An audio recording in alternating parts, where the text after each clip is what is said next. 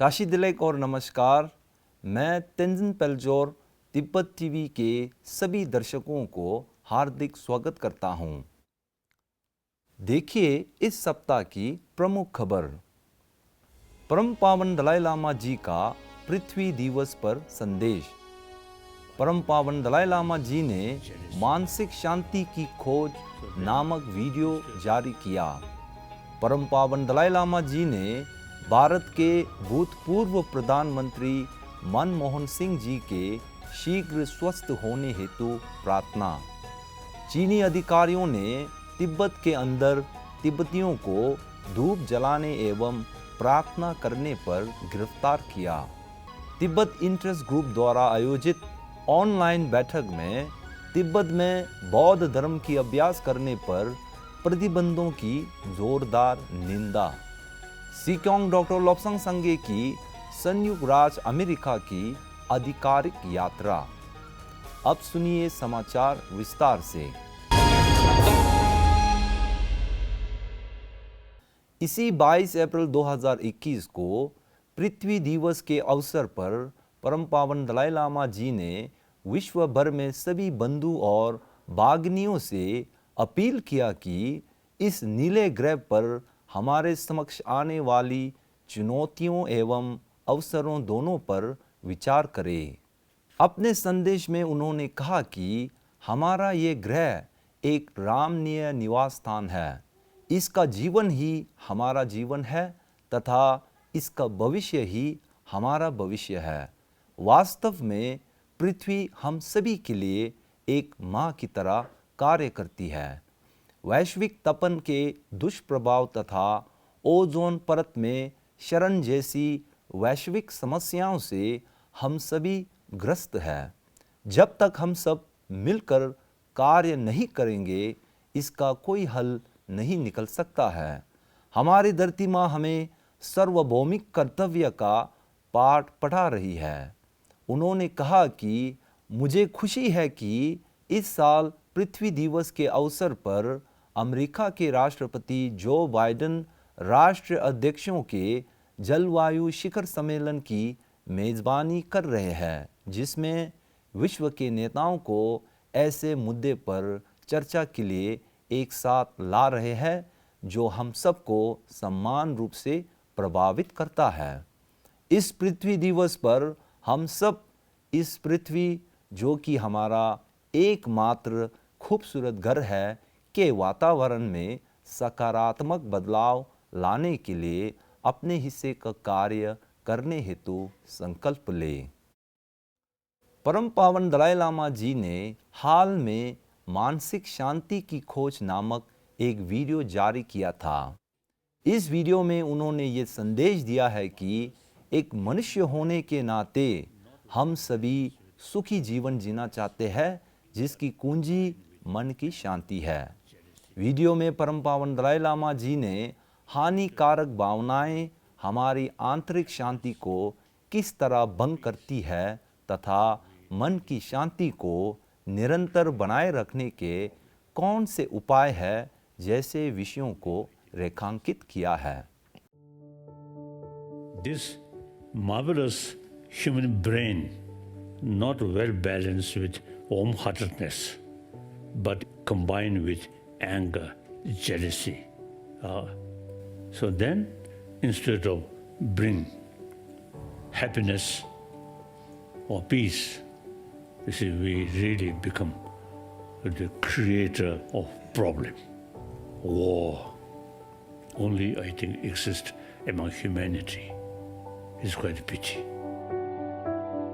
Now scientists also say constant anger, hatred is actually eating our immune system.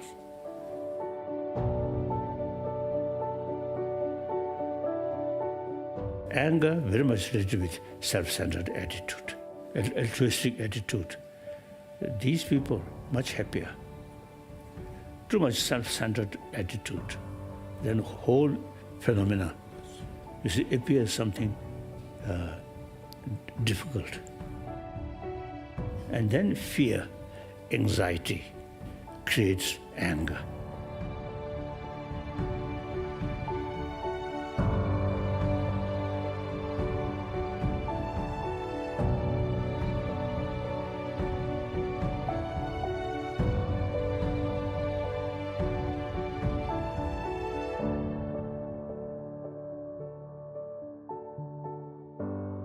I feel education should include about our inner peace, not through prayer, but through understanding which emotion creates violence, anger, jealousy, anxiety, fear. So these ultimately related self-centered I, me. Just to pray, God, not sufficient. We must have knowledge. When about anger comes, then use our intelligence and reduce the intensity of anger. Karuna, increase compassion, then anger automatically reduce. Today's reality, entire humanity, one community. So instead of also fighting, now we should develop sort of the universal love.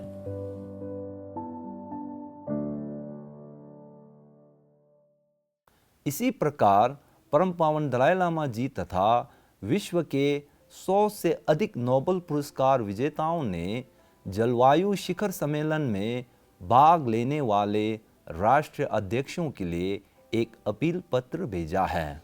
अन्य बातों के अलावा इसमें इस विषय पर विशेष रूप से जोर दिया गया है कि ऊर्जा प्राप्ति के पारंपरिक स्रोत जैसे कोयला, गैस और पेट्रोलियम आदि के नए विकल्प अपनाए जाए, क्योंकि पारंपरिक ऊर्जा स्रोत भी प्रदूषण बढ़ाने में सहायक सिद्ध हुए हैं।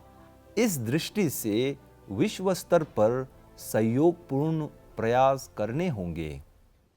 परम पावन दलाई लामा जी ने भारत के पूर्व प्रधानमंत्री डॉक्टर मनमोहन सिंह को कोरोना महामारी से संक्रमित होने की जानकारी मिलने पर एक पत्र लिखकर अपने सहानुभूति एवं चिंता प्रकट की है। उन्होंने कहा कि मैं प्रार्थना करता हूं कि आप शीघ्र स्वस्थ हो जाए। आपको पता है कि मैं आपका बहुत सम्मान करता हूं और एक अच्छा दोस्त भी मानता हूं। अंत में उन्होंने अपने प्रार्थना एवं मंगल कामना प्रकट किया है। फ्री तिब्बत के सूत्र अनुसार चीनी अधिकारियों ने तिब्बत के जात्यो काउंटी से 4 तिब्बतियों को धूप जलाने तथा पहाड़ में प्रार्थना करने के तथाकथित आरोप में गिरफ्तार कर लिया। गिरफ्तारी के दौरान उनसे अमानवीय तरीके से पूछताछ की गई और प्रताड़ित किया गया। अधिकारियों ने सभी गिरफ्तार तिब्बतियों की माता पिता सहित रिश्तेदारों को चेतावनी देते हुए कहा कि दोबारा ऐसा करने से उन्हें भी हिरासत में ले लिया जाएगा। आपको याद है कि चीनी अधिकारियों ने जात्यो काउंटी को लंबे समय से कड़ी सुरक्षा एवं निगरानी में रखा है। यहाँ तक कि चीनी अधिकारियों ने तिब्बतियों की जासूसी करने के लिए ऊंची रकम देने का घोषणा की है।